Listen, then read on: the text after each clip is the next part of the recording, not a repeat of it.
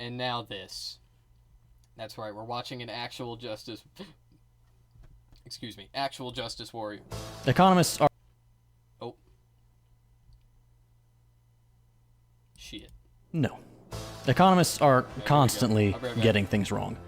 But that's not what this video is about. Telling us how the world works may be what they say their job is, how they're perceived, and what constantly asking them for their thoughts and predictions assumes, but really, the job of economists isn't to explain the world as it actually is. Really, their job is to represent the world the way they wish it was, and by doing that strategically, make that world a reality. So one of the funniest things about being a creator on the internet.com is that you will discover over time how much nonsense your audience is willing to tolerate. And for some creators, like me and a friend of mine that I was actually having this conversation with behind the scenes, typically there is little tolerance in their audience for nonsense and unproven assertions. You guys will get on my case, and a lot of times it's deservedly so, if I get something wrong because you have an expectation that I'm going to provide. Unproven assertions, bro, it's been not even 60 seconds.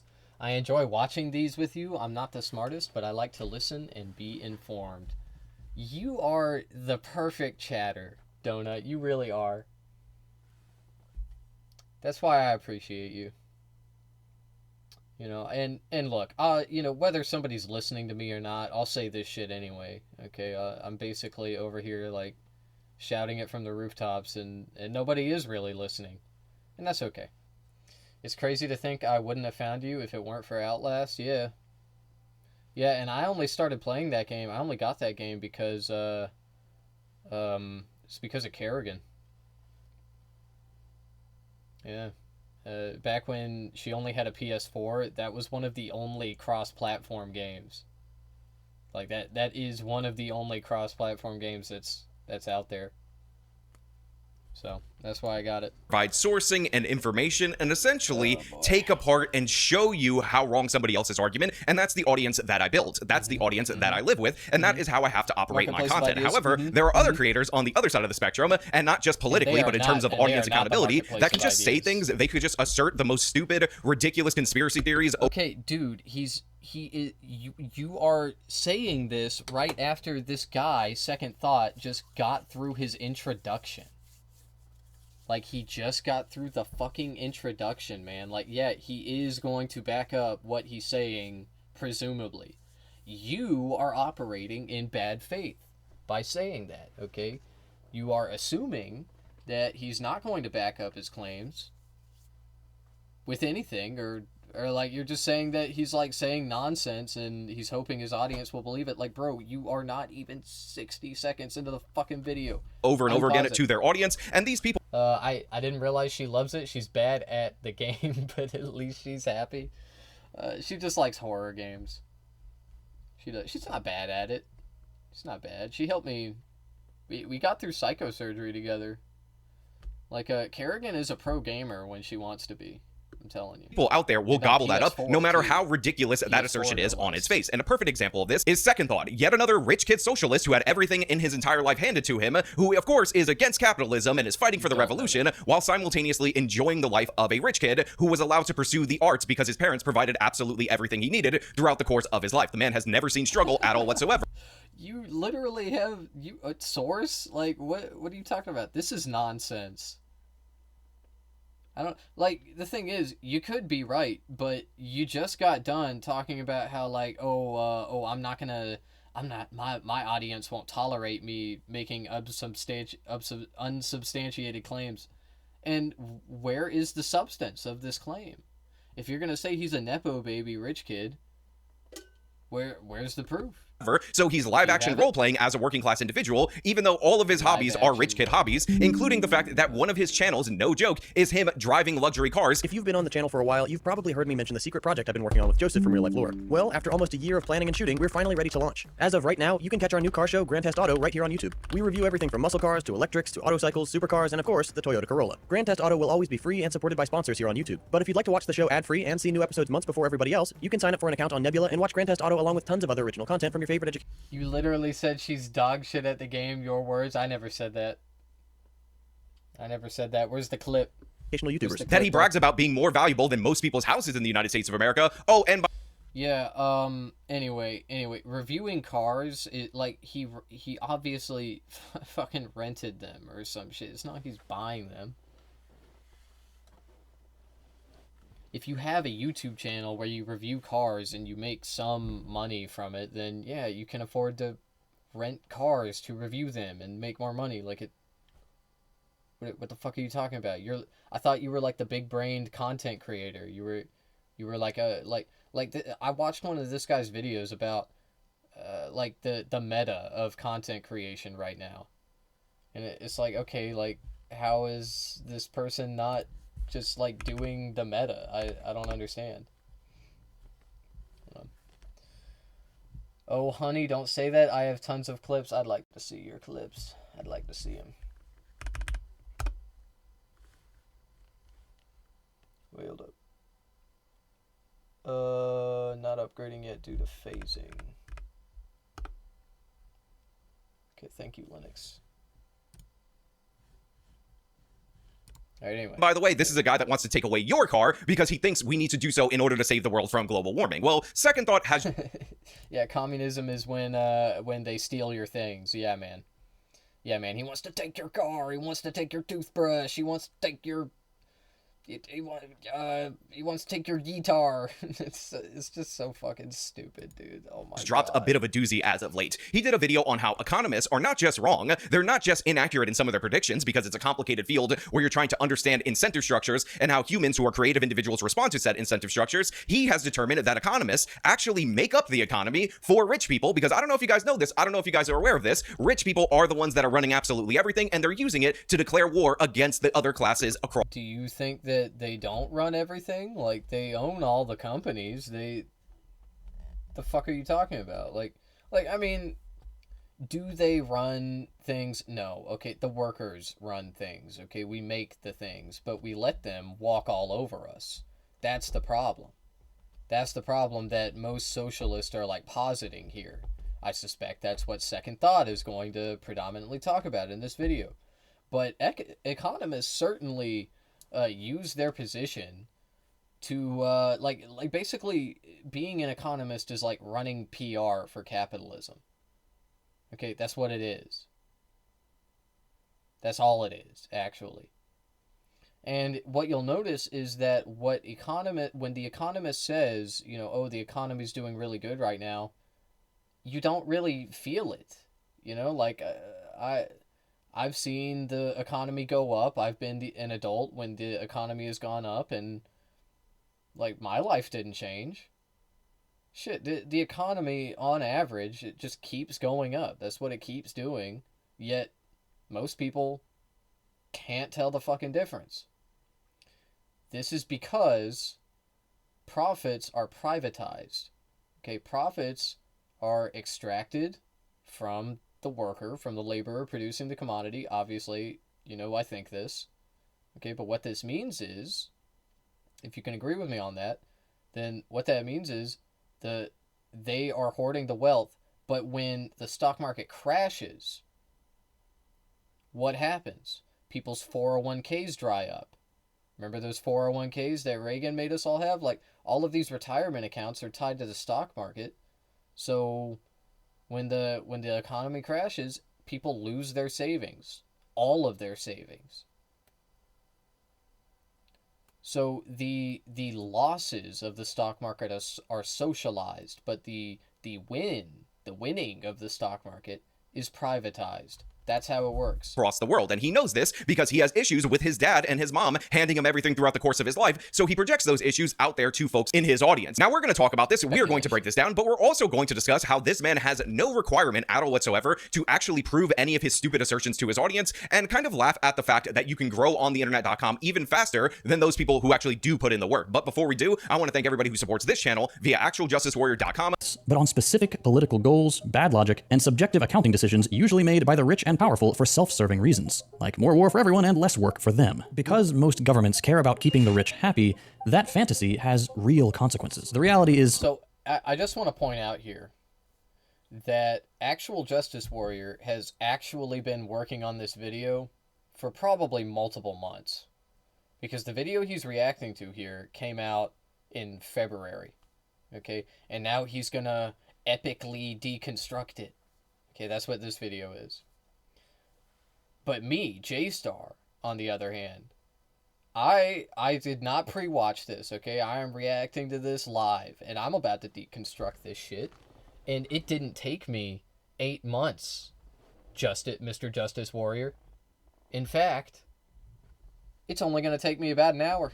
Much sadder. Economists are in the business of producing, sanitizing, and bringing into the world tools of violence against the poor. So it's important to understand that the first 5 minutes or so of this 10-minute video is just the Second Thought guy making assertions without backing any of those assertions up. He's just alleging that this is a thing in a sinister voice with little bits of music sprinkled underneath, but he's not actually backing up any of those claims. That is, of course, until he gets to his ad read. But first, it's ad read time because I've got to pay my bills. Which I also want to comment on because, wouldn't you know it, all these different various socialist internet creators have massive corporate sponsorships, and what's funny about this is that Second Thought was begging for money, begging for people to support him through his various Patreon pages due to the fact that he had lost said sponsorships a little while ago after endorsing a terror attack, because, you know, that's where these people are. That being said, I do want to highlight... Yeah, I'm sure that's what happened. I'm sure he said that whatever terror attack you're talking about is awesome, and it actually wasn't him, like, having a nuanced opinion about it or something.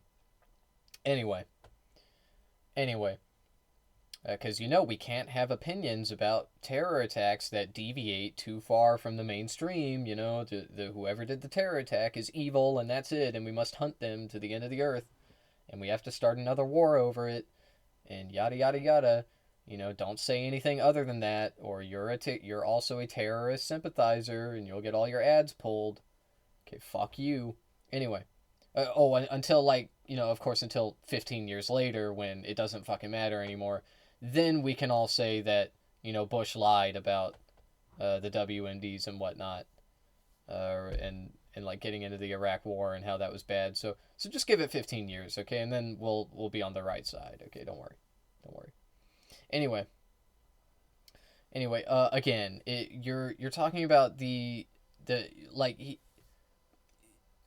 So number one, if you're watching a Second Thought video, a lot of them are made for like entry level, you know, I'm a capitalism supporter, okay, and it's like, you know, targeted at that demographic. Okay, but some of them you're going to have the expectation that if you're watching this video, you already are like on the side of communist, you know, you're already on like the left, the socialism side or whatever. So, yeah, I mean, some of these are like the claim he made earlier about how, like, laborers are being exploited by rich people. Yeah, like, leftists will take that fact for granted because we all already know it. Conservatives don't agree with it, but, like, we're all on the same page, okay? So just because you're behind doesn't mean that, like, we gotta explain every little fucking thing in our videos. Like that in his whole thing of assertions, this guy actually makes the case that economic growth doesn't exist. We dunked on GDP not just because it's a bad metric, but because economic growth is fake, or more like arbitrary. You see what I mean about Second Thought just being able to assert things without actually providing evidence, and his audience not holding him accountable for said assertions? Now, I'm not going to dispute... Because he already has a video about that specifically, and he just said that. He just said, I made a video about GDP and GNP as well. Which one is a more accurate measurement? I wonder. Anyway. It is an arbitrary and antiquated metric. He talked about it in another video. If you care about that point, then go watch his other video. Or don't. And move on. But don't say he's making unsubstantiated claims when he literally has an entire fucking video about the topic. That there aren't problems and ways to manipulate measurements like GDP or GNP, because obviously there are ways in order to make those things look better than they actually are. In fact, the Soviet Union would put money into concrete making and other things that were not all that productive while the United States of America was developing microchips in order to say GDP number bigger in this category over here, when in reality what they were actually doing was gaming the metric in order to make their economy look better. However, Second Thought is making the case more broadly, or at least he's asserting without making the case more broadly. Here's a funny joke about GDP. Two capitalists are walking down the street. One of them sees dog shit on the ground, and he looks to the other and he says, "Hey, I'll give you $20 if you eat that dog shit."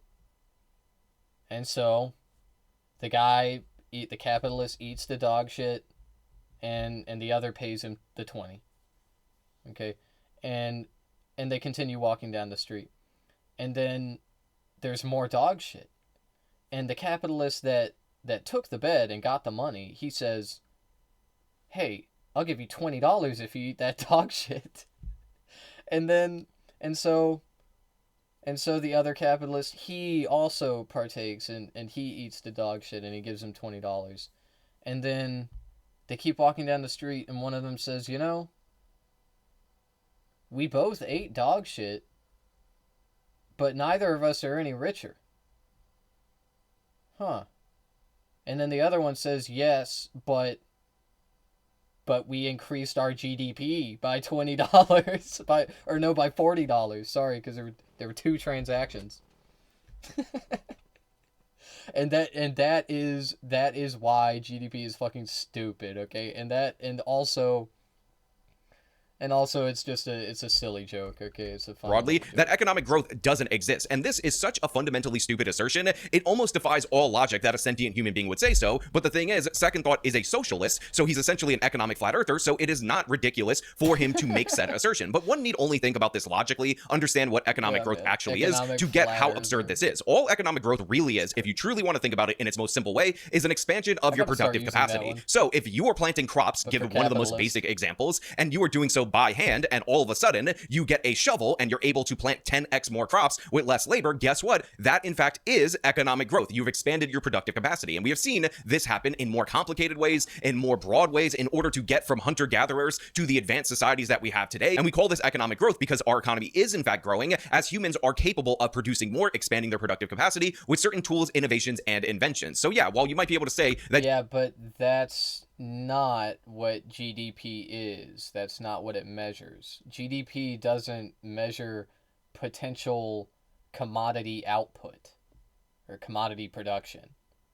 It just doesn't. That is an entirely separate metric. And that is a very useful metric, which is one that you bring up, okay? It's interesting that you bring it up.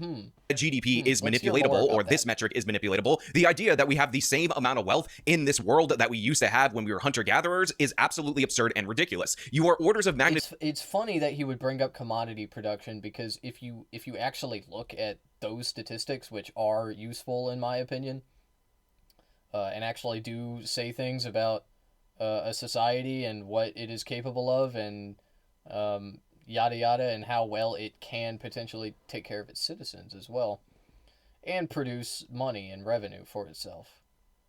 But if you look at countries that are socialists, typically they seem to have a more efficient output production. That's crazy.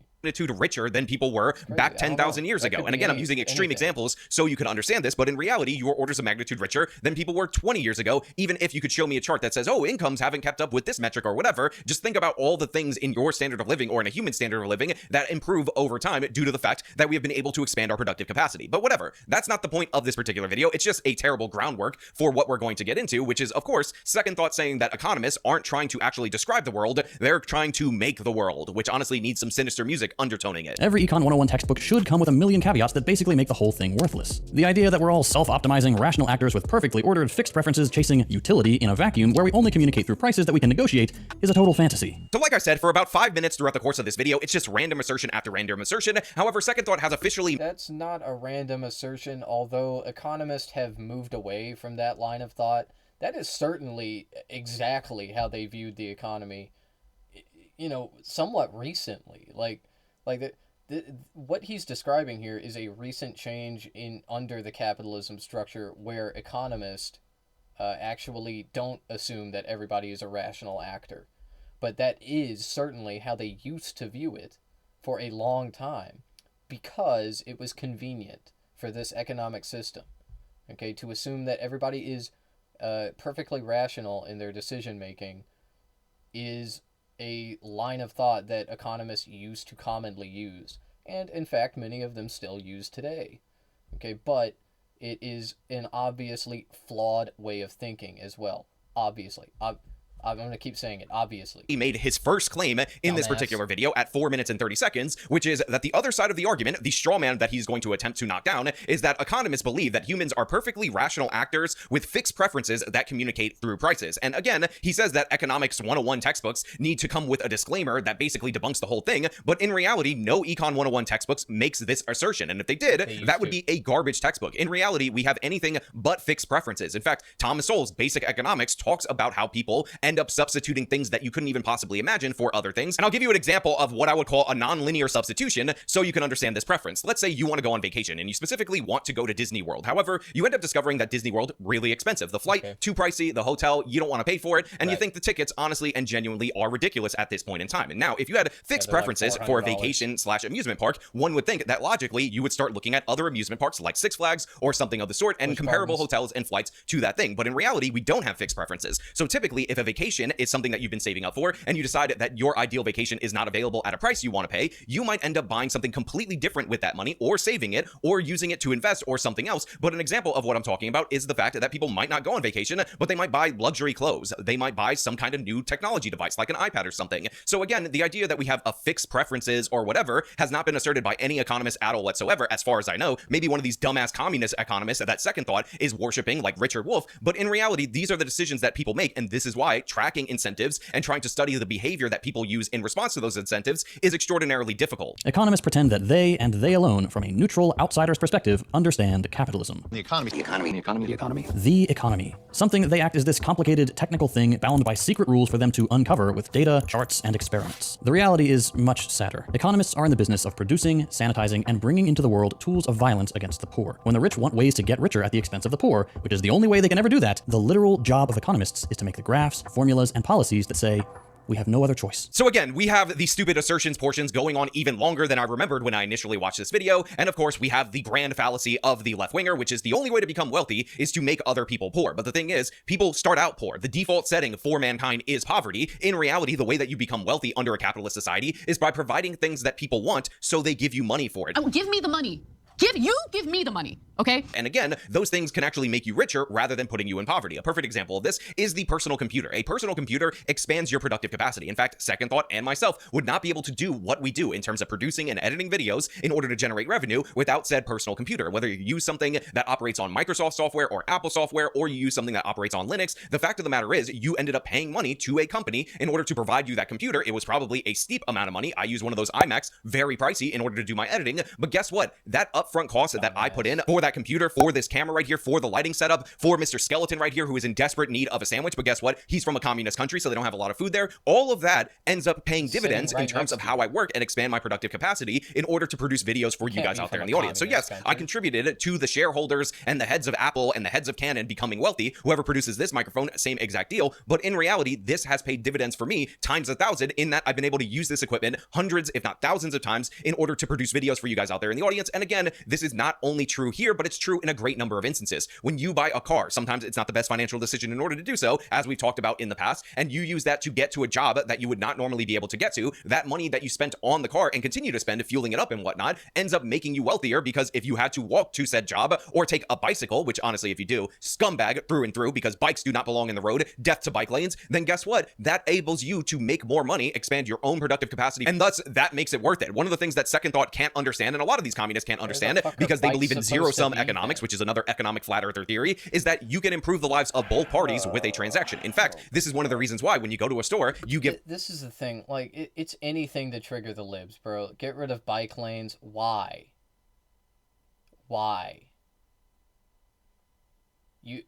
The road shouldn't be owned by cars, man. It's stupid. It's the person the money, they give you the product. Both of you say thank you because in reality, you wanted the product or needed the product more than the money, and they want the money more than they need the product. In 1890, John D. Rockefeller spent about $600,000, $170 million in today's dollars, to found the University of Chicago. So Second Thought goes on this whole entire rant about how John D. Rockefeller helped found the University of Chicago. The University of Chicago is known for its econ department. The economists at the University of Chicago win more Nobel Prizes in terms of economics than any other university has produced, and therefore therefore, because John D. Rockefeller was rich and he donated money to this university, then Econ 101 ends up serving the attitudes and whatnot of the rich. Now, I will just point out that a bunch of different private institutions / private individuals who had wealth have donated to research at universities. And the idea that, you know, if a private capitalist individual donated money for the first organ transplant, that heart surgeries would somehow only favor the rich would be an absurd notion in every way. So again, I would say the same thing absolutely here in this case. No, but that's two different things, okay? That we're talking about something that is not completely removed from like capitalist and like capitalist exploitation. We're talking about we're talking about the medical industry versus a line of thought which exists only to prop up or to give credence, to give validity to capitalist thought. So, no, it's not the same thing. However, Second Thought just makes assertions. Again, still hasn't really come up with a good argument 7 minutes into this video, but, you know, who cares? His audience doesn't hold him accountable because they're dumber than he is. That's the first thing to focus on. At the very base level, economists create the frameworks through which we understand the world. Basic ideas like supply and demand is why this thing has that price. That's a pretty uncontroversial, mainstream idea most of us are not just familiar with, but that we implicitly believe. Even though, when you really think about it, you can probably name 1,000 counterexamples. So what did I say about this guy being an economic flat earther? Second Thought is trying to debunk supply and demand right now. He is implying that this basic law, that if you have high demand for something and limited supply, the price will go up. He thinks, no, it's actually not true, and here are some 1,000 counterexamples that prove you wrong in terms of supply and demand. I mean, I don't think that economists would really disagree with him on this. Like, supply and demand isn't as... And I assume that actual Justice Warrior will, like, give some nuance to this idea about supply and demand. And then he'll be like, oh, like, you were saying that supply and demand isn't real. That's not what he's saying. He's not saying supply and demand isn't real. It just doesn't work the way you think it does. Okay, it's not like there's a certain supply of the thing and then the demand is at a certain point and then they cross and there's and that's called the equilibrium, okay? And that's where the price is. Like, no, that's not how it works, because this system doesn't exist in a vacuum. This supply-demand system, okay? There are external factors. The external factor here is that the capitalist, the seller, will sell whatever product they're selling at the highest price that they can, that people will buy it at. Okay, they'll try to keep it lower than their competitors, relatively. But they'll sell it at as high of a price as they can get away with. That is antithetical to the idea that supply and demand is this this invisible hand that sets prices in the market. Like, no, man, no, it's not like they do the research and they're like, oh, well, this is the correct equilibrium price that we have to sell it at based on the supply and the estimated demand. Like, no, man, it's literally just whatever they can get away with selling it at. That's it. They sell it at the highest price they can to that people will still buy it. Prices change over the course of a product's lifetime, or randomly by the day. So already, and I mean already, Second Thought has just proven to be one of the dumbest individuals making content on the internet. He just tried to debunk supply and demand by saying that prices change over the course of time that a product exists, as if demand doesn't change and supply doesn't change over the course of time. This is a perfectly rational explanation. And demand, man. Prices change over the course of a product's lifetime, or randomly by the day. So already, and I mean already, Second Thought has just proven to be one of the dumbest individuals making... Well, why do those prices change?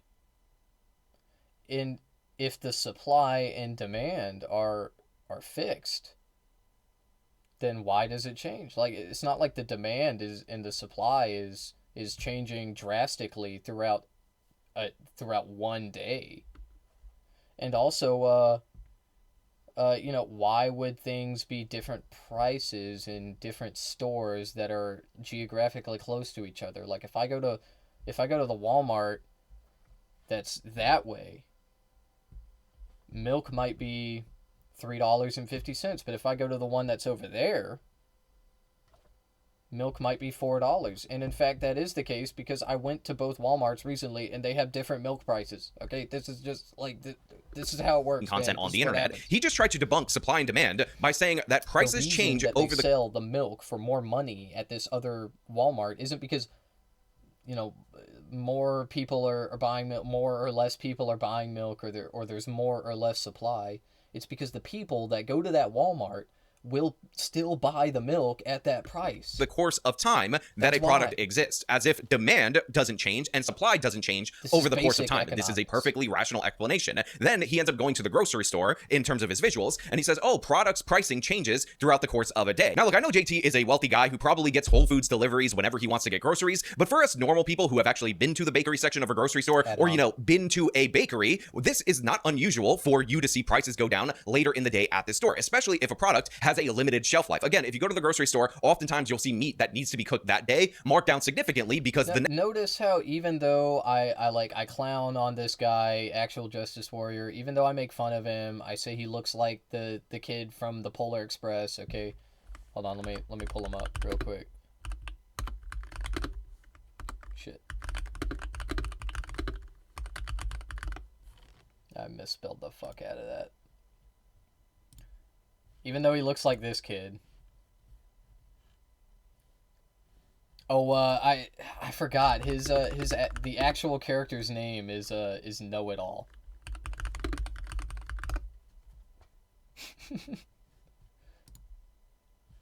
Yeah, here he is. Oh yeah. So even though I say that he looks like this kid, I don't make any assumptions about his, like, you know, his place on the hierarchy, like if he's rich or poor or whatever. I don't say anything like that because that would be fucking idiotic. That would be dumb. That wouldn't... That... like, it just wouldn't work. It wouldn't work to debunk any of his arguments. And it doesn't work for socialist either. Okay? Just calling a socialist person rich doesn't... Like, okay, it doesn't debunk any of their ideas. It doesn't. Like, you can be a socialist and have money. It's possible. It's possible. A lot of people do it. Even I. next day, that product is going to be worthless, and the store I would have rather as get well. something for said product because it's going to expire. And the same can be true if you go to the bakery section or to a bakery late in the evening. If a place offers fresh baked goods, and guess what? It's the end of the day, they're about to close, you will not be surprised that if you go to buy a certain thing, they might offer you additional things to take, sometimes even for free, by the way, so that they won't go to waste. This is not unusual at all whatsoever, and by the way, it is perfectly in line with supply and demand. At the end of the day, they have much more limited demand because the store's about to close, there's less people looking for those goods, they have excess supply, so they'll give you massive amounts of things. Yeah, but that's not the way a lot of companies do it, is it? Especially restaurants. You know, these places, they throw out tons of product that they could give away. They They throw out like half of their shit. They throw out like half of the food that they get, or more. They throw it away. They don't fucking donate it. They don't give it to someone. They just throw it away. Is that supply and demand? The answer is yes, it is supply and for demand. very It's little the money, same or for fucking even thing. for free, because it's better than just tossing it out. So yeah, this is maybe the dumbest example, and we're only in example one. Or by the computer and IP address you're using to access it, or how well the guy who's selling it knows you, or if you get a discount for buying more than one, or if you're using a referral code. Means TV link in the description. So again, Now, you might be wondering, how is it profitable for a restaurant or a business, like a grocer, to throw out product, that much product? And the answer is that it doesn't fucking matter. Because the products are so cheap for them to buy. They sell them at such a marked up rate. It's just a negligible amount of waste to them, usually. Usually it's so negligible that they don't even like try to to like save much of this product. There have been some companies in recent years that have made it an initiative to donate their food at the end of the day. They don't throw it out, but they are far and few between. JT Anyway. names a whole host of other examples, It's none the of which same contradict thing. supply and It's the demand same at all fucking whatsoever. In fact, even the example that most people would think would counteract supply and demand, which is the pricing changing depending on your region or depending on your computer, the reason we have dynamic pricing or these kinds of pricing models is to better ascertain and accurately measure the demand that people have for a certain product. So that's why they throw a price that they think you will pay, because they are trying to actually gauge it in a proper way. Again, these companies have more data and more analytics than you can possibly imagine, and them using that whole treasure trove of data to figure out what the best price point is in real time is not something that debunks supply and demand. Then there's the fact that nobody treats a phone from one company as the same as a phone from another company, or even one model or color as the same as another. The very idea of there being a supply of phones and a demand for phones is an abstraction. It doesn't really exist because every phone is its own product, and its price is just one of its qualities we take into consideration. It's not just tacked on at the end either. It's built and iterated throughout the process the same way the camera is. It's based on a bunch of other prices. So one of the things I find so impressive about JT and a lot of left-wing content creators is that they can state a premise and then make a million counter arguments to their own premise and think that they're supporting themselves. Again, this is the Dunning-Kruger effect in real time. This guy is talking about how, oh, it's not just the supply of phones and of course the demand that factors into the price. It's also all these different various components and their costs, aka their supply and demand and price, that factor in as well. Again, thinking this contradicts the idea of supply and demand is absurd in every possible way. Then there's the fact that nobody treats a phone from one company as the same as a phone from another company. Now, he also talks about how a lot of people have strong preferences for certain brands, and that this therefore disproves the idea that there's a supply of phones and whatnot, because people treat iPhones and different iPhone models as their own separate thing, so there's no actual generalized phone market. And all he's saying right here is that there is a more complicated consumer base for these particular products, and oftentimes people get invested in the brand because they tend to provide things that they prefer more than others. Now, again, this assertion does nothing to disprove supply and demand. All it does is show us that JT has no understanding of what demand actually is. For instance, No. The idea that you're pushing here is idiotic, and economists don't even agree with you. They don't. Not at this point. No, it's not like as simple as fucking supply and demand and then the price is found. Like, I've already explained all of this, okay? I'm not gonna, like, go over it. But the same is true, unsurprisingly, for phones, okay? It's the same thing. It's the same fucking... I mean, it's the same in every industry, every market. Every single one. They set the price based on what people will pay, not based on supply and demand or whatever the fuck. Okay, it's just like the demand really just determines what products they will make. If there is demand for a product, they will make it, and then they will set the price based on what they think people are willing to pay for it, and that's it. And it really has very little to do with the supply, and it has a little bit to do with the estimated demand, but like the supply, no, we overproduce like everything, every single fucking thing. The fuck are you talking? We throw it all out. There's so much e-waste. There's so much food waste. Okay, I just got done talking about it. Anyway. I'm not an iPhone user, and the reason why I'm not an iPhone user is because back in the day, and I know I'm going to be dating myself, when iPhone was an AT&T exclusive, they actually charged $30 a month for the data for the internet for the iPhone. And now you compare and contrast to that $30 a month per iPhone charge to what they offered for different kinds of phones, and the data was actually $15 fixed rate for every phone on the plan. In addition to that, iPhones, if you guys will remember, never had an SD card component, so you could never expand the storage of said iPhone, and because of that, iPhones would go up dramatically in price depending on how many gigabytes were available in said iPhone. And by the way, this is true to a certain extent today too, because they still have fixed storage, but back in the day, you would get like 8 gigs or 16 gigs, and the difference in price would be hundreds of dollars. And I think eventually they came out with a 32 gig, but at that point in time, I realized that I could buy a micro SD card for like $50. Yeah, so do you really think, like, you are disproving yourself when you're talking about this? Like, do you think that, okay, so the price difference between the 8 gig and the 16 gig iPhone, was that supply and demand? Did they raise the price of the 16 gig model hundreds of dollars because the storage, the modules, the chips literally cost hundreds of more dollars to add an extra 16 gigabytes of storage? Fuck no, man. What the fuck are you talking about? They set that price because they knew people would pay that price. That's it. Significantly lower than the storage costs available for an iPhone, so I decided to go with a phone that wasn't even an Android, but eventually I would trade up and get an Android phone. Now, if Android phones, which by the way, the Samsung and a bunch of Samsung phones are comparable in price to iPhone, I might consider switching to a Google phone, like one of the Pixels, because guess what? Those phones are coming in cheaper, much like the Galaxy phones did. Like, keep in mind, let me just run it back real quick, okay? Just quickly. I'll bring you up to speed in case you haven't been paying attention, which is understandable.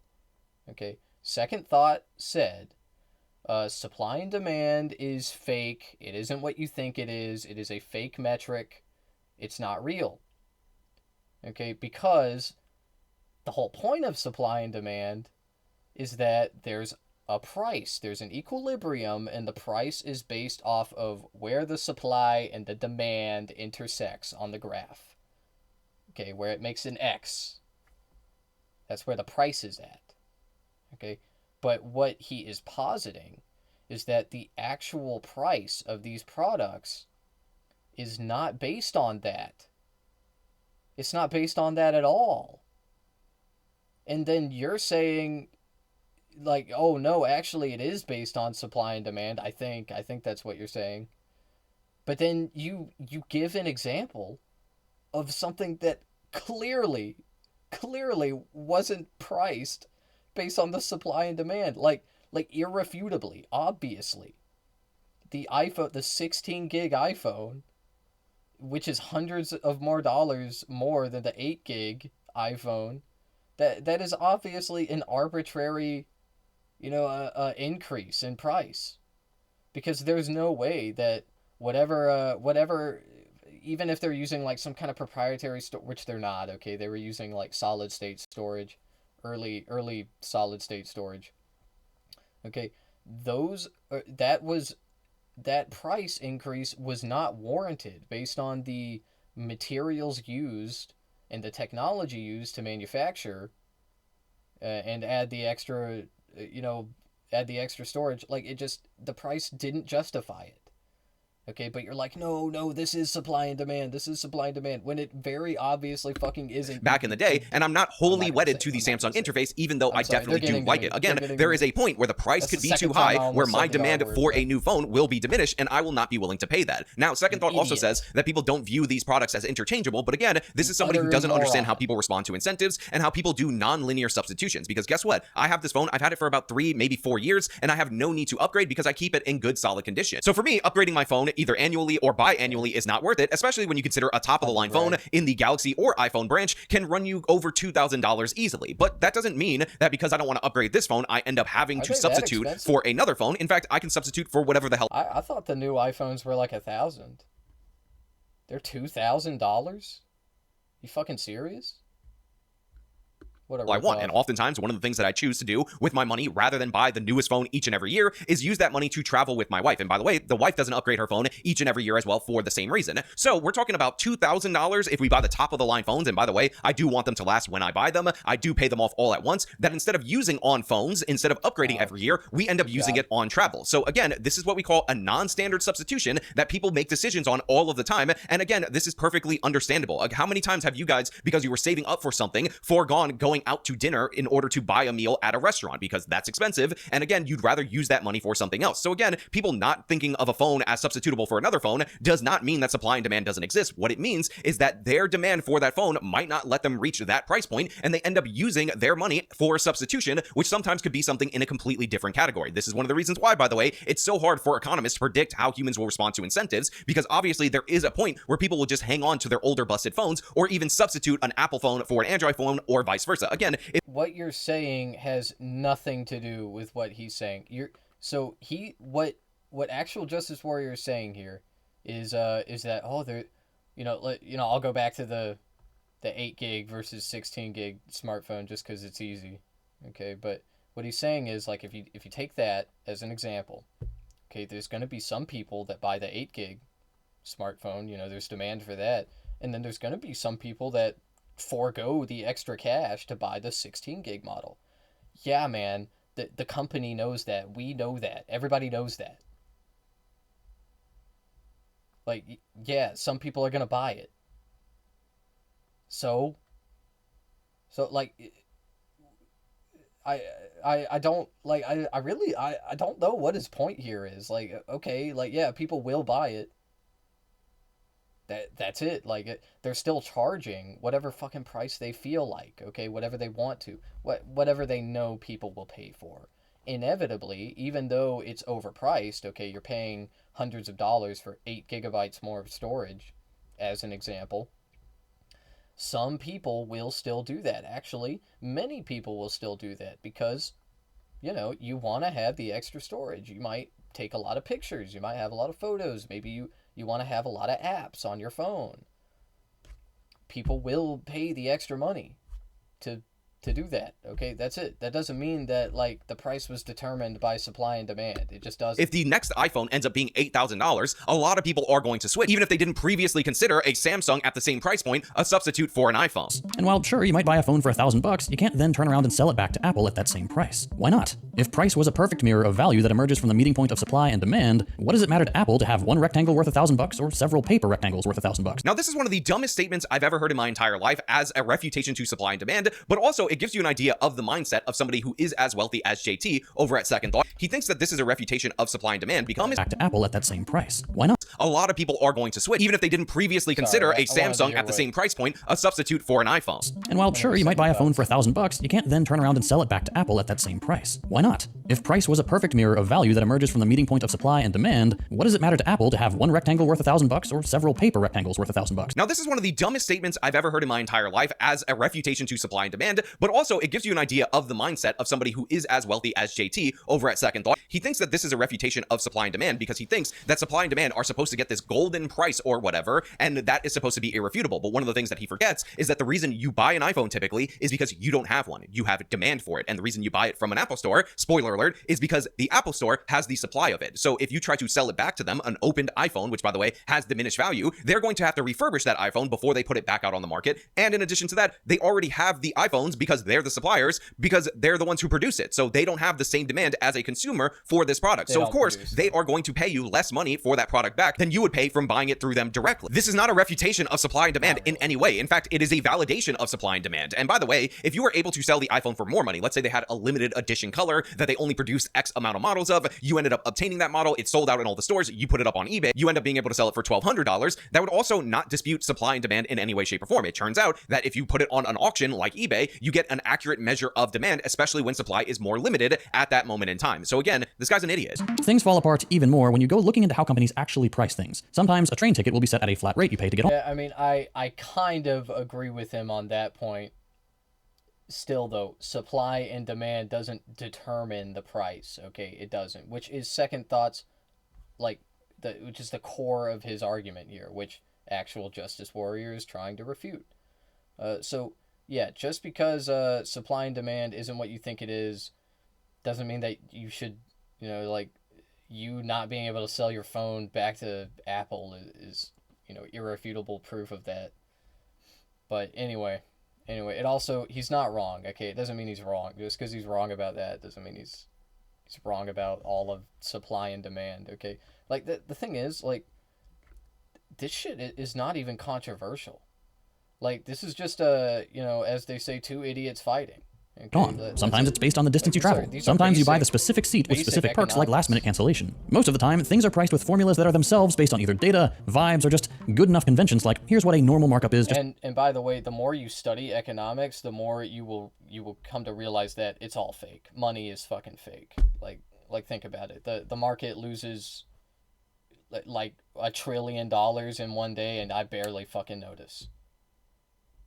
It was a couple months ago where $20 billion literally no exaggeration, 20 billion just vanished from the stock market.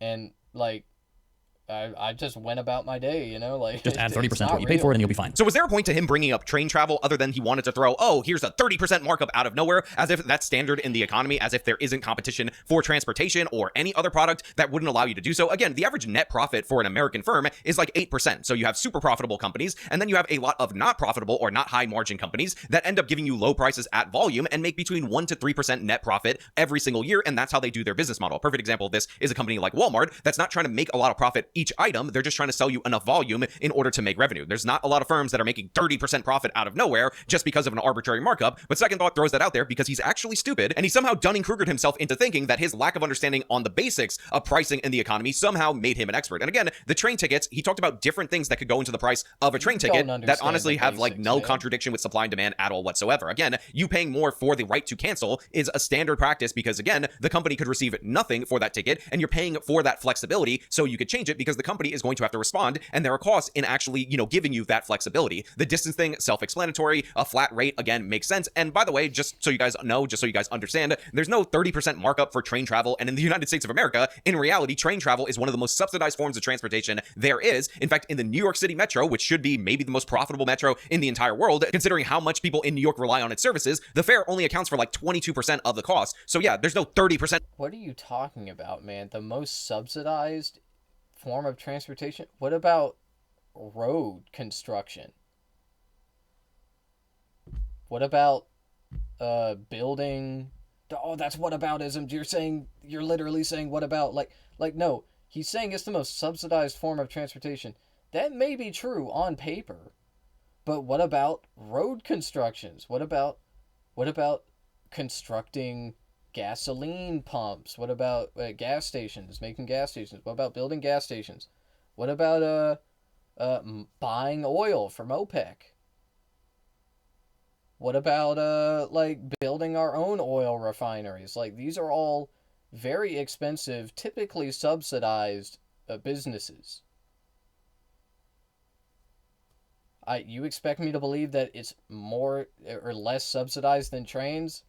I don't know. I'd have to look at the numbers. I haven't looked at them. Maybe Actual Justice Warrior is big-brained on this. Markup arbitrarily in order to make profit. That's ridiculous. That's absurd. Interestingly, it's often the case that formulas are based on economists' work more directly.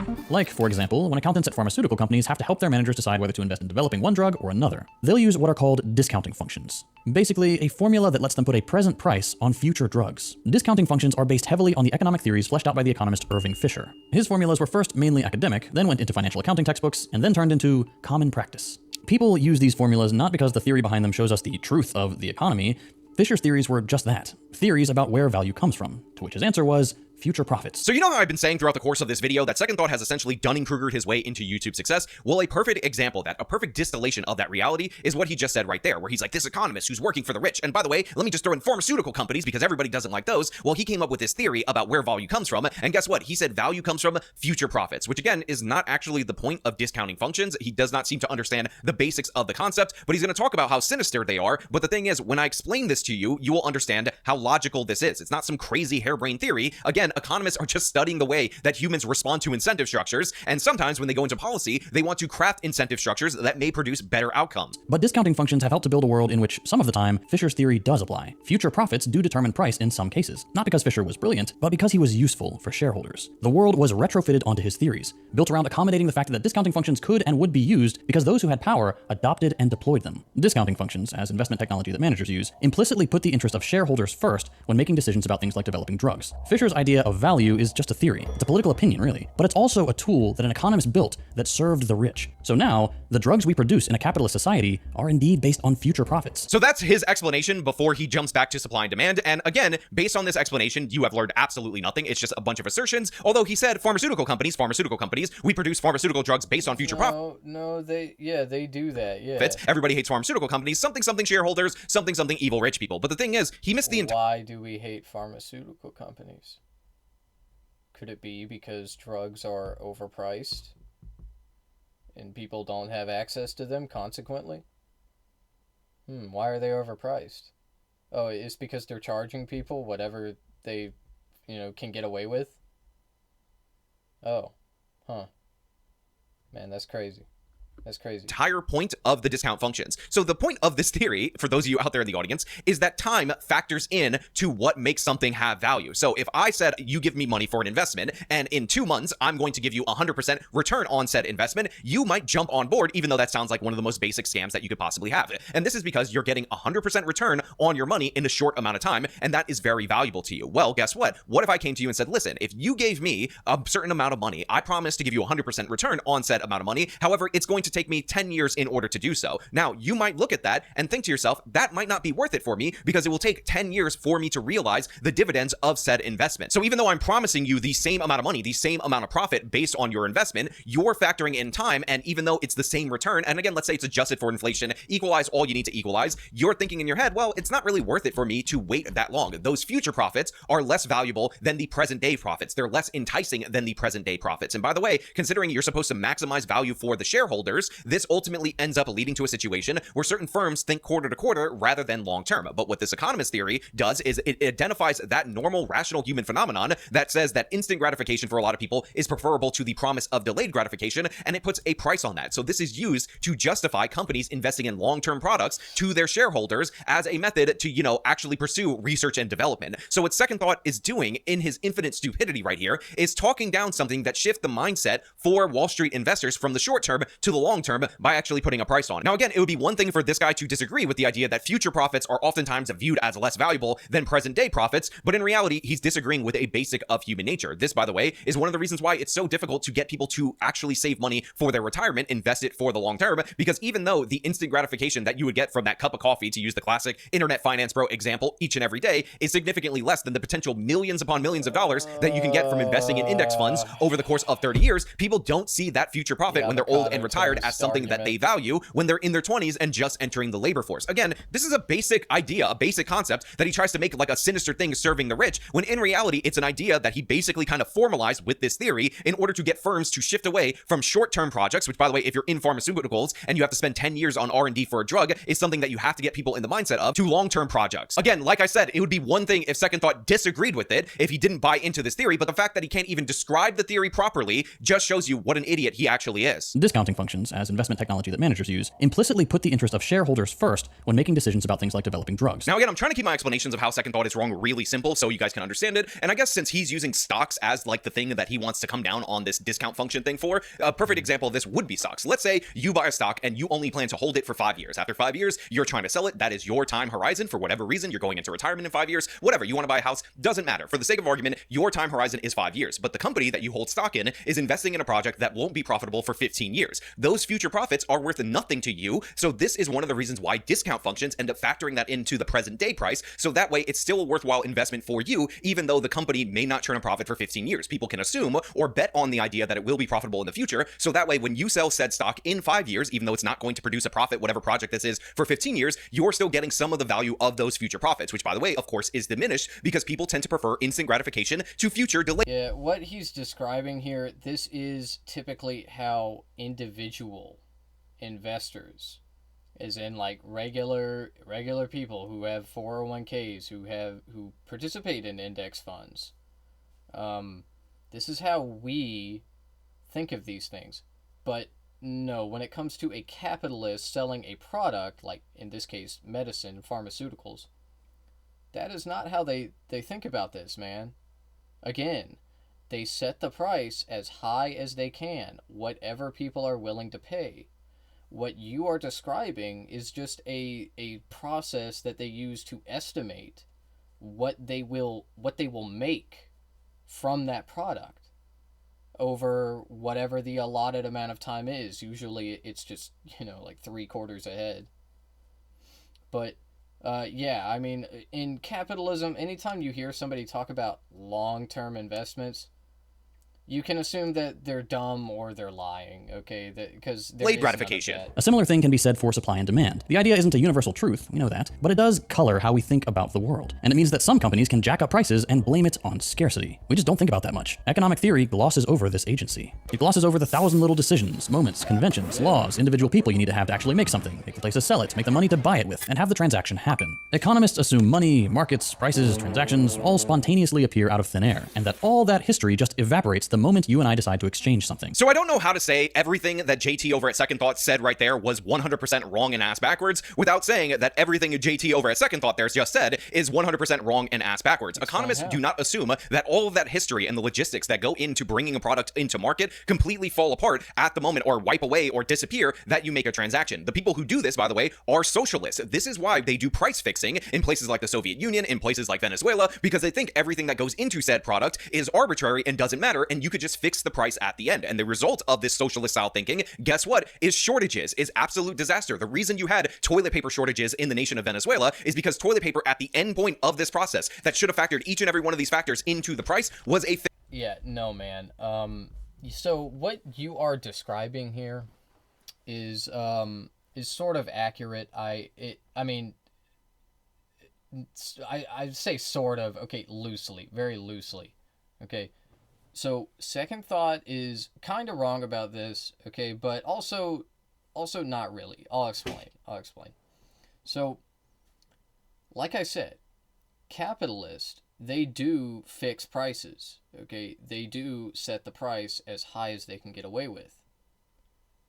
This doesn't mean that they ignore commodity production, okay? Like second thought was kind of imply. I'm not really sure completely what his point there was. So I don't know. He could have been making a good point and it just went over my head. I don't know. But anyway, capitalists do fix prices, okay? And yes, socialists will fix prices as well. It's just that capitalists will fix prices to whatever the consumer can, as much money as they can get from the consumer for the highest profit. Socialists, on the other hand, will fix prices to the least amount that they can get away with for whatever the consumer can afford. Okay, the point is keeping it cheap as possible, so that everybody has access to it. That is the way it works when you have a system where people exchange money for things, okay, and you want the society to be as equitable as possible. Obviously, you make commodities as accessible as possible, especially as it relates to, staying alive, like your food, your utilities, your housing. So, your healthcare as well. I forgot about that. Can't forget about healthcare. So no, once again, you're fucking stupid. You're probably misunderstanding. Fixed price. Therefore, it was below market value. It didn't cover those costs, so they didn't end up producing enough toilet paper. This is the reality that Second Thought does not seem to understand and is completely ass backwards on it. His entire critique of the way that economists view prices is not how economists actually view prices. It's how left-wingers that he supports view prices. And they've built theories and tools around this that come to have profound impacts on our lives. But that doesn't just happen. For economics to be performative, economists have to actually get involved in performing them. And that usually means doing experiments.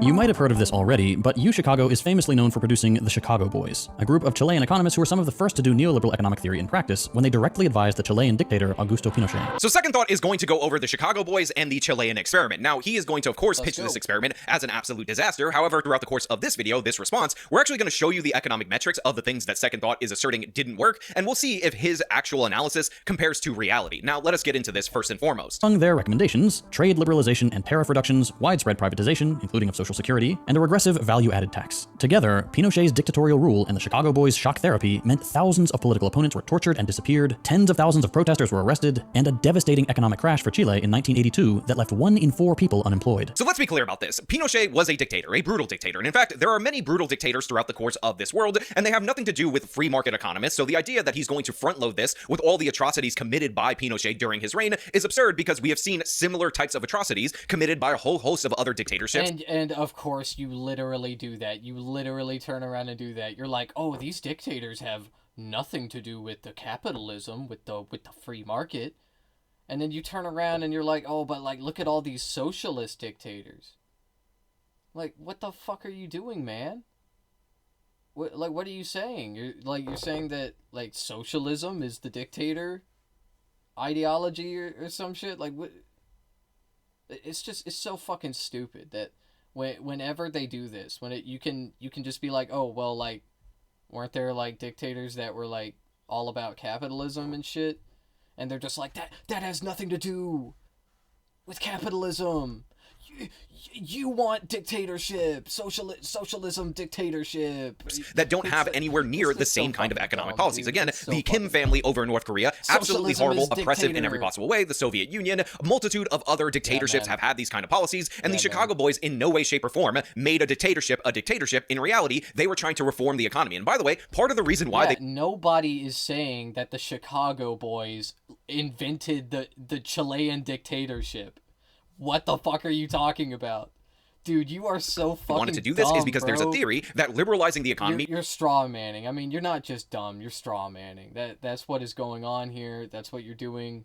Stop doing it. It is shameful. Raising people's standards. I know you have to. I know you have to, because otherwise you just would look like a fucking idiot. But of living actually ends up leading to better human rights and better freedoms in other categories, which we will also be judging, despite the fact that JT is trying to hit you hard with this propaganda, as if Pinochet, who was a bad dictator, was any worse than comparable socialist dictatorships in and around the same era. Well, GDP... we're not talking about them. We're not fucking talking about them. Why would you even bring them up? It doesn't fucking matter. Like, who cares? We're not talking about the socialist dictatorships. Were there socialist dictatorships? Yes, there were. There were evil, scary socialist dictatorships. Oh my god. It's not like there have been a countless number of capitalist dictatorships on the other side of the coin. Eventually rebounded and boomed. But even when it did, the Pinochet regime ended with 45% of people in poverty, education and healthcare heavily privatized, and the richest 10%'s income going up 83%.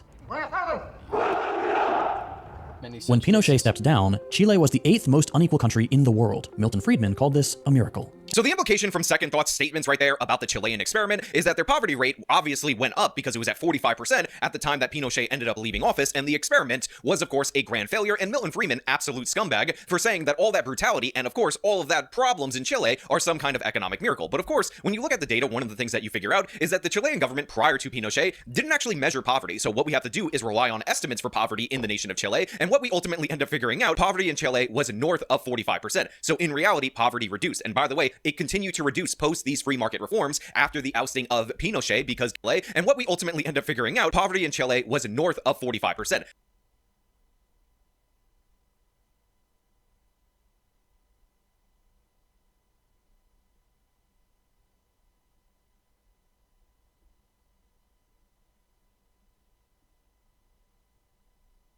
Okay, so that means that wealth disparity didn't grow?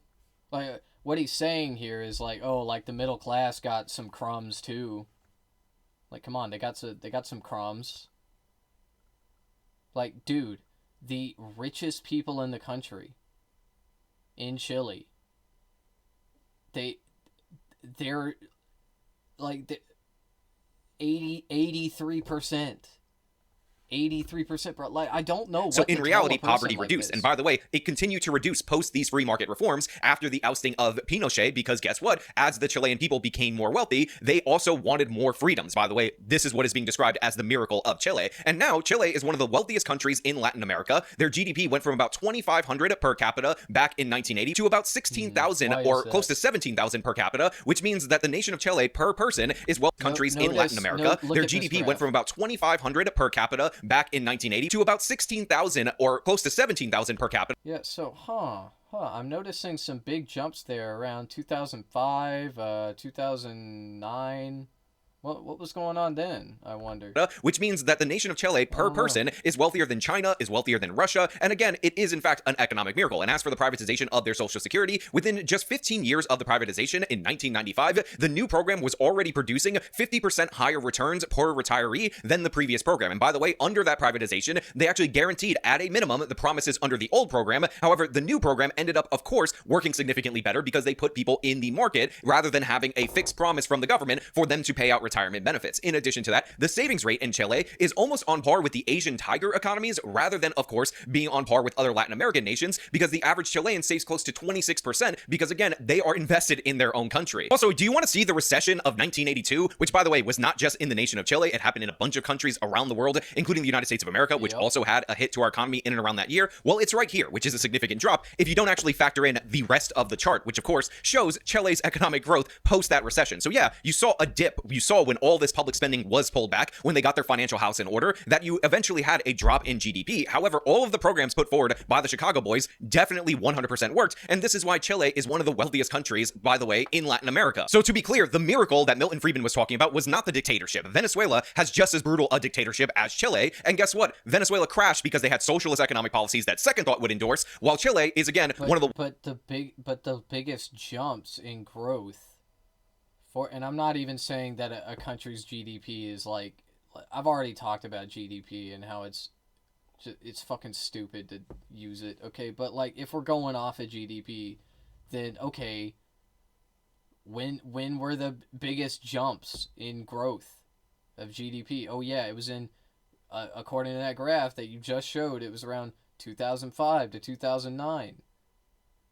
So what was going on then? That didn't have anything to do with the wealthiest countries in Latin America. And by the way, you can always tell that something has gone awry in the data for a guy like Second Thought when all of a sudden he starts changing up the metric. When Pinochet stepped down, Chile was the 8th most unequal country in the world. Milton Friedman called this a miracle. Because while Second Thought does highlight poverty in this particular section of this particular book, not telling you the context of that, in that poverty was falling, it was above 45%, and Chileans have continued to reduce poverty in their own country, he also highlights income inequality. He says Chile is one of the most unequal countries, and it became more unequal. And guess what? This allows people who believe in like the fixed pie analogy, that there is no economic growth, which Second Thought is among those people, to say that the poor must be getting poorer because the rich are getting richer, but in reality, economic growth is just that. It's growth. So yeah, you got more. And that's not the point. That's not the point. The point is that the richest people in the country profited off of this economic growth. Like the disparity is so high. Like what the fuck are we talking about? It's not about like the rich get richer, the poor get poorer. Like no, in this instance that's not what happened. Okay, but the wealth gap still grew. The wealth disparity still grew. That's not a problem to you? I mean, I already know the answer to that. It's not. It's not a fucking problem to you, but it is a problem to me. Inequality, oh my god, it's so terrible. Everywhere the story is the same. Capitalist growth just means inequality. But in reality, you got a huge increase in the incomes of the middle class, which was formed by Pinochet's policies during this same period. Again, I wouldn't say huge. Okay, I didn't read all of it when it happened. Okay, let's look at this. Okay, from more than 45% in the 80s to 8.6%. Keep in mind, we're talking about like in America, a poverty wage would be like $2 a day, right? $2 a day, that is abject poverty. But $5 a day isn't abject poverty. $5 a day is not abject poverty. Can you afford your rent and your groceries on $5 a day? Oh, no? Okay, yeah, well then it's a useless fucking metric.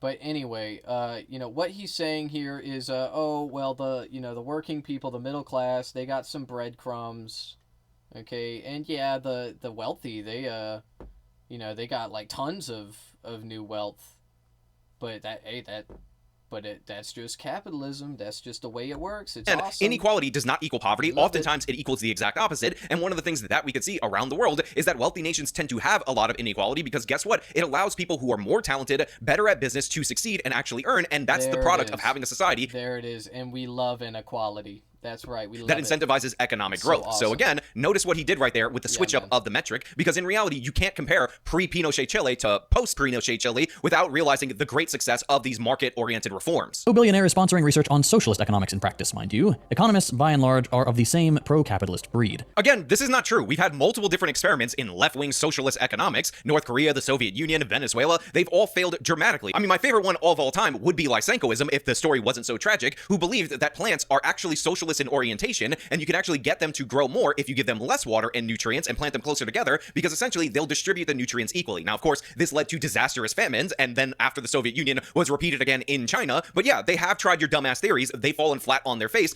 Yeah, dude, that's not. No, man, that's not like a failure of socialism, though. It's not. Like, that's not what socialists want. We don't want to do socialism with plants. Okay, plants aren't people.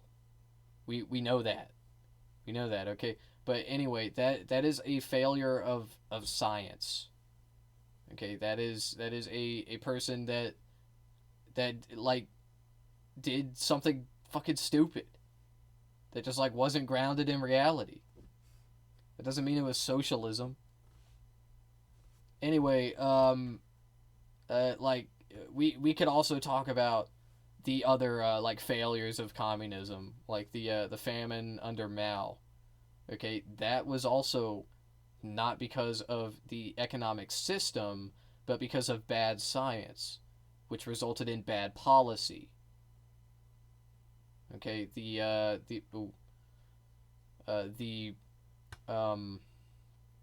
Kill the Pest initiative, whatever it was called. Forgot. It was just unfounded science. They jumped to conclusions, and it led to mass starvation. It's not like mass starvation doesn't happen under capitalism. It does all the time. People starve to death under capitalism all the time. Because they don't account for the way that people respond to incentives. In Egypt and Peru, another economist, Hernando de Soto, got to flex his theories about the economy. Remember, when people starve under socialism, it's socialism's fault. When people starve under capitalism, it's just because they didn't pull themselves up by the His bootstraps, secret mystery behind why capitalism worked in the West but not elsewhere was, according to him, as simple as having formal property titling, basically a legal record of who owned what land and housing. De Soto argued that if the poor were poor in the global South, it was because they had all this wealth sitting idle in homes and land that they couldn't use to take out loans. Therefore, they couldn't become entrepreneurs by starting businesses, and that's why they're poor. De Soto didn't blame the poor for being lazy or having backwards cultures like other economists. He had a simple market solution, and because he was influential, with the backing of several prominent neoliberal thinkers and organizations, in 2004, the World Bank took a chance on his ideas and ran the Urban Property Rights Project in Peru. Did it work? No.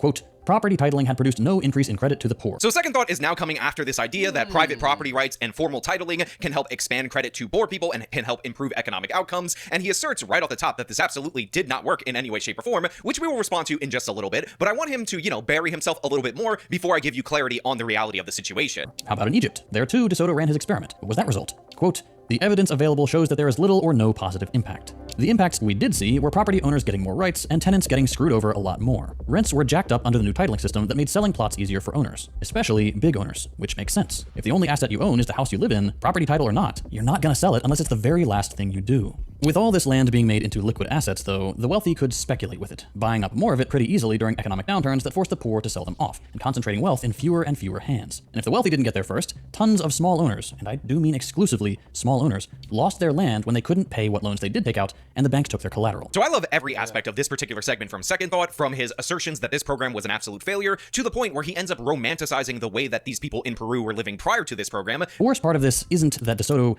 got it wrong, or based his theory on nothing but vibes.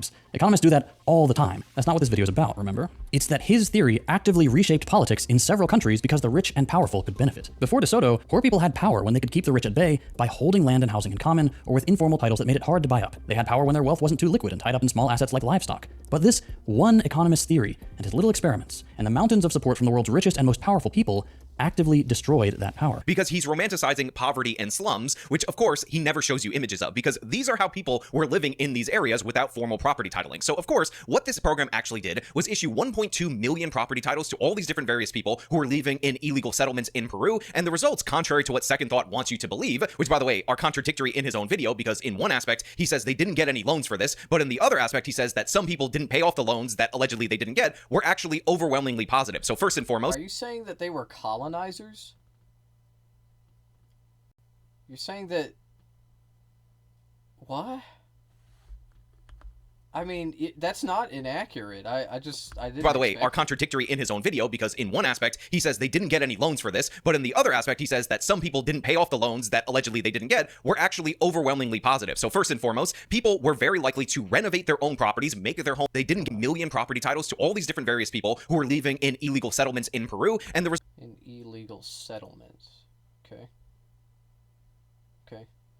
Results, contrary to what Second Thought wants you to believe, which by the way, are contradictory in his own video, because in one aspect, he says they didn't get any loans for this, but in the other aspect, he says that some people didn't pay off the loans that allegedly they didn't get, were actually overwhelmingly positive. So first and foremost, people were very likely to renovate their own properties, make their homes more livable once they actually had formal ownership of them. In addition to that, it ended up boosting economic outcomes for the people in these homes, because they could actually leave them once they had something that established that they owned them for work outside of the home without fearing that squatters would take over said property. In addition to that, child labor labor was actually dramatically reduced, because under the old informal system that JT claims gives the property owners who own the stuff in common much more power. Before DeSoto, poor people had power when they could keep the rich at bay by holding land and housing in common or with informal titles that made it hard to buy up. What actually had to happen was that the adults would have to stay home and secure the property from potential invaders while the children actually went out and worked. Again, so much power in that you constantly have to have somebody occupying this dwelling in order to prevent somebody from stealing it from you, and you have to send your children to work rather than to school due to the fact that, you know, you can't lose your home, because if you were to go to work, your kids might get overwhelmed by an invader. Oh, what is such a beautiful society that JT is hearkening back to. By the way, it was also discovered that it was the smaller households with fewer potential workers that were more likely to send their kids in order to do child labor.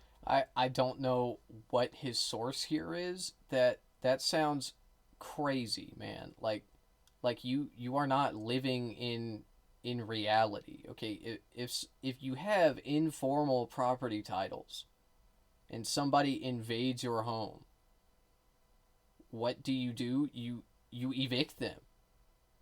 you throw them out. Okay, that's it. The fuck are you talking about? Like, I don't know, man. I don't think that property land theft was a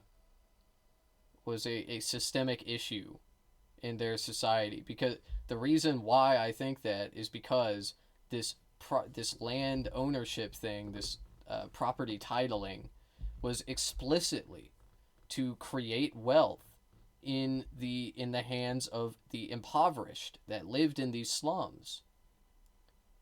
Okay, and then it didn't do that. It objectively didn't do that, but you are defending it nonetheless. It literally didn't do that. What happened was they titled the properties. Okay, are you following? Some people did borrow against their homes. That the people that were able to do that did that. Not everybody could do it, of course. They're not just going to hand out loans to everyone. Some of those people lost their homes, of course, but a lot of these properties got bought up by investment groups, by capitalists who rented them out and kept raising rents, which just compounds the issue which they were originally trying to solve. Because that informal titling system just favored a might makes right kind of system. Again, if you had 4 or fewer potential workers, you were significantly more likely to send your children to work pre-1997 than post-1997 and the titling process. So in reality, despite what Second Thought says about this magical time, what actually happened post-titling was the following. People ended up getting better jobs, and they were actually able to send their children to school. So in multiple different aspects, including an increase in credit, everything that was promised... Did they regulate child labor? Did they get rid of child labor? Like, it's not like children don't be laboring in Peru. If you care about child labor, you should regulate it. You should make it illegal. That's it. Don't fucking complain about it when you don't want to solve the problem. Okay, I'm sorry. I'm not saying that there isn't a correlation between property ownership and child labor in Peru. It just property titling isn't going to solve it. In this program absolutely did happen 100%. And again, I will remind you that Second Thought is trying to romanticize people living in unsafe, illegal slums. No, he's not. He's just saying that it didn't work. They tried it and it didn't work. That's all he's saying. He's not saying that it's like so awesome to live in a fucking slum, you piece of shit. The fuck are you saying right now? Like, what? That had disastrous safety implications for the people that live there. Some of the most marginalized people in all of Peruvian society were brought into broader society. Yeah, how dare you? How dare you? Like, this is why we say, okay, at the end of the day, everyone's a fucking liberal, okay? Everybody's a fucking snowflake. You will sit here and you will finger wag with your conservative agitprov bullshit. And it's like you are literally doing the exact same thing that you say the liberal snowflakes are doing. How dare you? How dare you?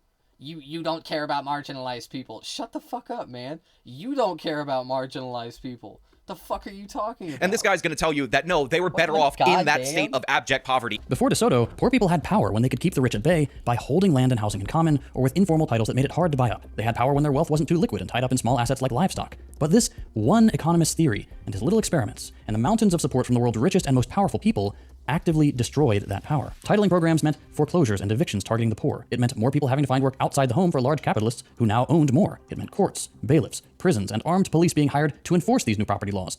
Violence for the many and prosperity for a select few. I mean, guys, do you not understand what this man is saying right here? He is saying that the previous system in these slums, which required adult males and basically every adult in the household to hold down the household in order to fight off invaders, and again, the bigger family would win those battles, these bloody fights to the death, is preferable to a system where we designate you the owner, you have the right to live here, and if somebody transgresses... You are delusional, man. You are like creating these scenarios in your mind that just probably 99% likely did not happen at all, or if they did, sparingly. Okay, like this is insanity. You are upon you, then civil society, meaning the law, the courts, the police, will actually intervene on behalf of the proper owner.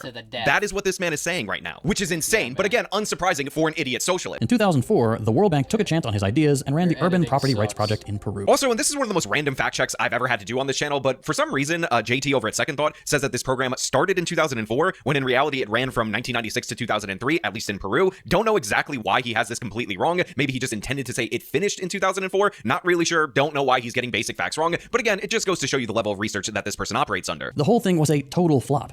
People just weren't taking out loans now that they had property titles. And that makes sense because De Soto's theory was based on bullshit. In countries like the US, where he was supposedly taking inspiration from, most small businesses don't need to borrow at all. When they do, the most common source of loans is credit cards. Using your house as collateral isn't even an option for most people. Obviously, property titling wasn't what made capitalism work in the West. Imperialism was. I love the fact that this guy who just has asserted wrong thing after wrong thing after wrong thing is now resorting to air quotes and saying, of course, the common line, which is that imperialism is what made capitalism work, even though, again, we had imperialist societies throughout all of human history, and none of which have reached the wealth of any capitalist society in the modern era, because guess what? Capitalism aligns appropriate incentives on a voluntary basis in... Yeah, just because imperialism existed before capitalism doesn't fucking mean... Like, America is an imperialist nation.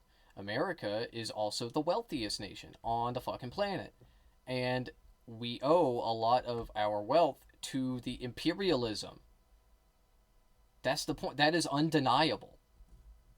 That is just undeniable fact. What the fuck are you talking about? In order to produce wealth. But in addition to that, the guy doesn't realize that he completely contradicted his entire point without even noticing, because guess what? Him saying that, oh, most small businesses use credit cards rather than leveraging their property as collateral in order to get loans does not actually disprove anything about the value of property titling, because guess what? If you got a credit card bill or a bank account, what's one of the key crucial things that financial institution would need in order to extend you that line of credit? In fact, any kind of credit, personal loan, small business loan, whether you're using collateral or not collateral, what's one of the key questions that they'll ask you before giving you such credit? They ask you for your address, you absolute idiot. The reason why property titling was so crucial is so that you could have something on the record in the formal economy so people could know where you lived, so they would know that they would be able to give you loans and track you down for payments with or without collateral. This is why the program actually worked, because it wasn't necessarily about taking out a loan against your home, which happened to be a slum that at that time people were squatting in outside of society. It was about actually designating an address, giving you a parcel of land that you can build up if you so choose to do so, and allowing you to leave that parcel of land in order to go into the formal economy without somebody stealing it from you. So yes, you idiot, you absolute doof. The idea that we're going to romanticize the slum lifestyle like you do later on when people could build a floor on top of your home because it's not really your home is absolutely absurd. But this guy really legitimately does that. He talks about the informal, unsafe slum lifestyle where you could lose your property to another thief being somehow more virtuous than, actually designating who owns what. Under the new titling system that made selling plots easier for owners, especially big owners, which makes sense. If the only asset you own is the house you live in, property title or not, you're not going to sell it unless it's the very last thing you do. Also, he ends up saying at some point in time that people would never liquidate their primary asset because that's where they live, and how could you possibly do that, even though people do that all of the time in the United States of America? I mean, I live in New York City right now. There's plenty of people who bought homes and or properties back in 1980 when they were like a couple $100,000 that are now liquidating their primary asset in their old age, which happens to be their home, for over $1 million, close to $2 million in some cases, due to the fact that the price has gone up so dramatically, and they want to use that money in order to buy something cheaper in Florida and live out their lives with the equity that they built up in their homes. People do this all of the time. I know rich kid right here who's had mommy and daddy cover everything for him, who never had to learn how to fend for himself, doesn't understand that. But the idea that we're going to let this absolute dope in every possible way romanticize poverty, romanticize slums that he would never go to on his own unless he had a security detail while he was there is absurd and ridiculous. But yes, make no mistake about it, the data is absolutely... You're romanticizing poverty.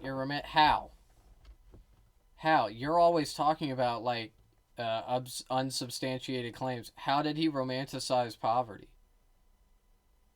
What, because he said that it didn't work? He said that the plan didn't work?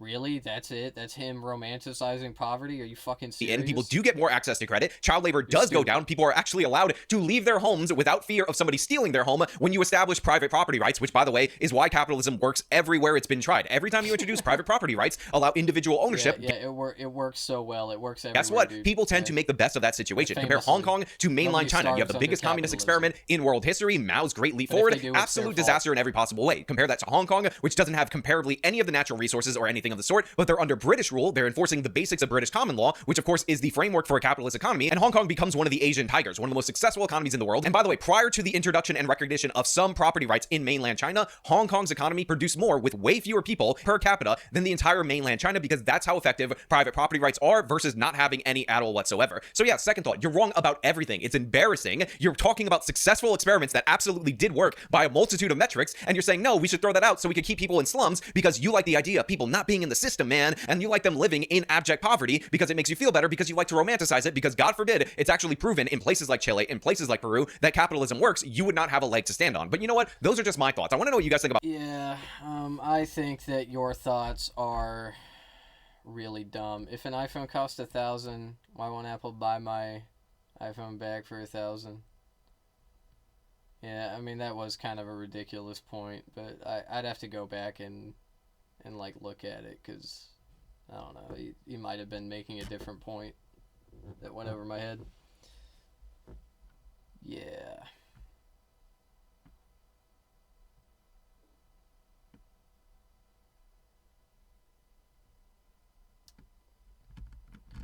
Alright, well, that was another great video, Actual Justice Warrior. It was really worth the 7-month wait. He spent 7 months on this video, or 6.5. Anyway, I'm gonna pause the stream real quick.